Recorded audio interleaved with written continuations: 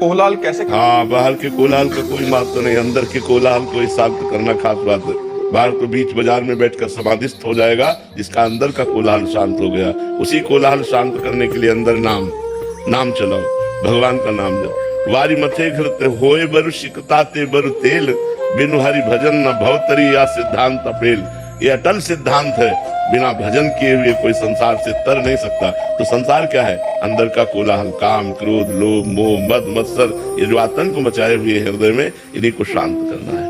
तो भगवान के लीला चरित्रों को गाइए, भगवान के लीला चरित्रों को सुनिए, भगवान का नाम कीर्तन कीजिए, भगवान का नाम जप कीजिए। देखिए आप हृदय शांत होने लगेगा। भगवान का स्वरूप है शांताकार, हमारा भी हृदय शांत होने लगेगा। न किसी से बोलने का मन होगा, न बात करने का मन होगा, न कुछ भोगने का मन होगा। बस एकमात्र भगवान की स्मृति में रोने का मन होगा। जो आगे चलकर, ये अभी नहीं, आगे चलकर जब हमारे पाप नष्ट हो जाएंगे, तब तो हमें बार बार भगवान के नाम का जप करना है। अंदर जब तक नाम जप नहीं चलेगा, तब तक बाहरी पूजा पाठ से अंदर का कोलाहल शांत होने वाला नहीं।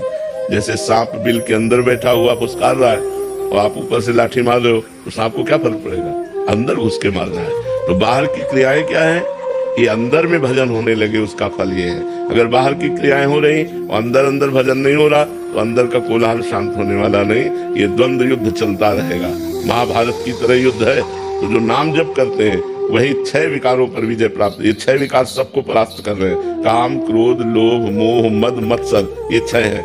जो 6 बहुत बुरी तरह सबकी धज्जियां उड़ाए हैं। जो नाम जप कर रहा है वो उतना ही बच रहा है, जो जितना भजन कर रहा है वो उतना ही अंदर से शांत होता जाता है। तो भजन करो, भजन से शांति होगी। देवेंद्र गौड़ जी, राधे राधे महाराज जी। गुरुदेव भगवान, आप ही का चिंतन करना, केवल आप ही में आसक्ति या मोह या प्रेम, दोनों में क्या अंतर है? क्या गुरुदेव भगवान ऐसा? क्या गुरु मनुष्य है? किसका प्रश्न है? क्या गुरु मनुष्य है? यदि हाँ, तो गुरु माना ही नहीं। अगर नहीं, तो क्या परब्रह्म परमात्मा का चिंतन करना, परब्रह्म परमात्मा का ध्यान करना, परब्रह्म परमात्मा में आसक्त हो जाना, ये साधना का फल नहीं है? यही फल है। तो ध्यान मूलम गुरु मूर्ति, पूजा मूलम गुरु पदम। जो गुरु को मनुष्य मानते हैं, उनका कल्याण कभी हो ही नहीं सकता। गुरु को मनुष्य मानना, चरणामृत को जल मानना, प्रसाद को अन्न मानना, श्री विग्रह को पत्थर या काष्ठ या आदि धातुओं की देखना, ये सब महत अपराध है। भगवान सच्चिदानंदमय हमारे कल्याण के लिए गुरु रूप धारण करके विराजमान है। तो अपने गुरुदेव का ध्यान करना, गुरुदेव की चरण पूजा करना, गुरुदेव के द्वारा दिए हुए मंत्र का जप करना, इसी से तो मोक्ष हो जाता है। मोक्ष मूलम गुरु कृपा। तो ये तो कोई बिरला ही गुरु पर ऐसा भाव कर पाता है कि मेरे साक्षात पर ब्रह्म परमात्मा बैठे, मैं अपने परमात्मा से बात कर रहा हूँ, मैं अपने परमात्मा को देख रहा हूँ, मैं अपने गुरुदेव को देख रहा हूँ, तो परमात्मा को देख रहा हूँ। ऐसा भाव कठिन है। अगर ऐसा भाव आ जाए तो बहुत जल्दी भगवत प्राप्ति हो जाए। सिद्धार्थ गुप्ता जी, ग्वालियर। राधे राधे। राधे राधे महाराज जी।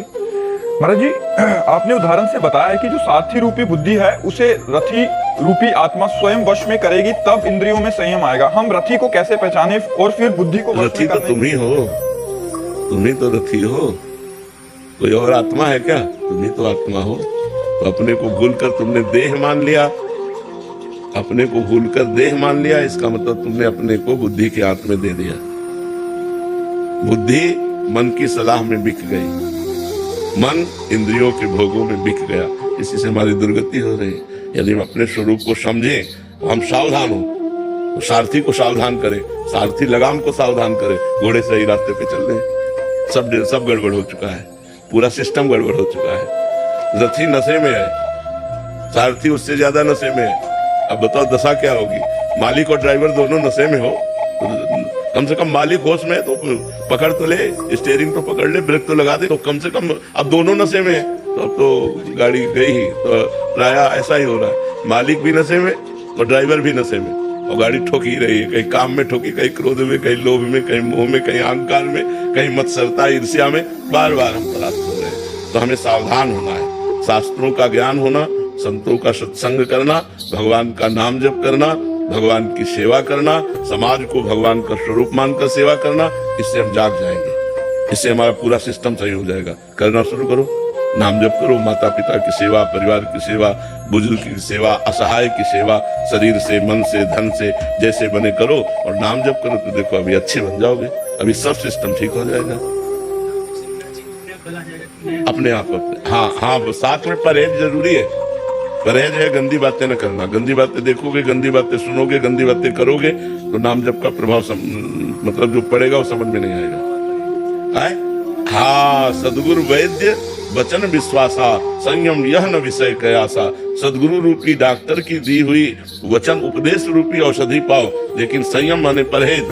परहेज ये कि गंदे विषयों को भोगो मत, गलत धर्म से गलत ढंग से विषयों को भोगो मत, नहीं तो फिर समझ में नहीं आएगा। परहेज बिगड़ जाए तो रोग और बढ़ जाता है। तो परहेज सही रखना चाहिए और नाम जप करना चाहिए। हार्दिक जोशी जी, राधे राधे। राधे राधे महाराज जी। महाराज जी, मेरी पिछली व्यक्तिगत और व्यवसायिक गलतियों के कारण मेरी माँ की नजरों में मेरे लिए जो पहले सम्मान, स्वाभिमान और गौरव था वो अभी दिखाई नहीं देता। ये पीड़ा मुझे बहुत व्यथित करती है। क्या वही भाव, वही सम्मान फिर से उनकी नजरों में मैं लौटा सकता हूँ? जो दाग एक बार लग गया हो, क्या वो समय और सही आचरण से मिट सकता है? हाँ, मिट जाएगा। थोड़ा समय लगेगा। हम पुनः अच्छे भाव वाले बने, अच्छा व्यक्तित्व धारण करें तो माँ रहे या न रहे, माँ रूपी भगवान हम पर प्रसन्न हो जाएंगे। और वो प्रसन्न हो गए तो सब प्रसन्न हो गए। जा पर कृपा राम की हुई, ता पर कृपा करे सब कोई। यदि भगवान प्रसन्न हो गए तो पूरा विश्व प्रसन्न हो जाएगा, क्योंकि भगवान विश्वात्मा है। तो हमें चाहिए, हमें अच्छे आचरण करना चाहिए, माता पिता को दुख नहीं देना चाहिए।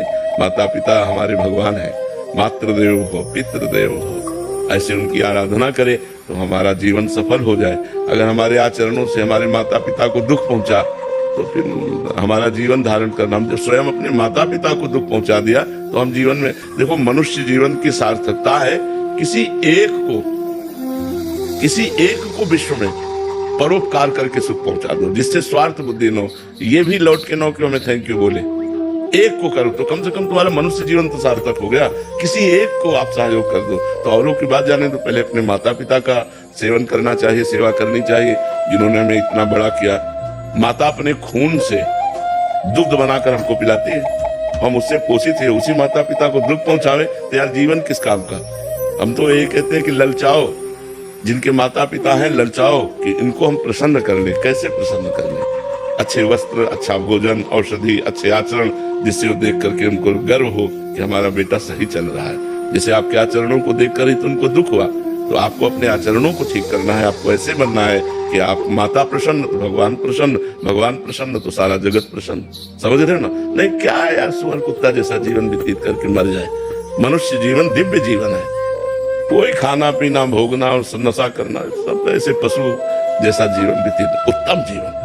हम किसी के काम आ गए, हमारा जीवन किसी को सुख पहुंचा दिया, तब तो माता पिता के द्वारा तैयार किए हुए जीवन की सार्थकता रहे।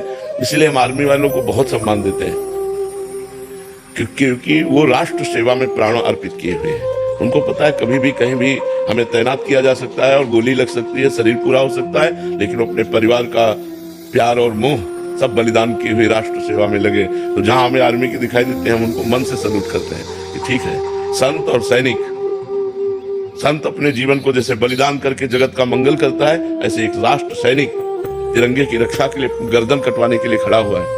बॉर्डर में कभी भी गोली, कभी भी आतंकवादी हमला, कभी भी कुछ, उससे डरते थोड़ी है। तो हम उन्हीं का आदर करते हैं जो परोपकार के लिए जीवन धारण करते हैं। तो ये हम परोपकार ही मनुष्य जीवन की सार्थकता है, जो दूसरों के काम आ गया। हमारा जीवन दूसरों के काम आ जाए, वो उसी को हम नमस्कार करते हैं। देखो, बड़े बड़े सामर्थ्यशाली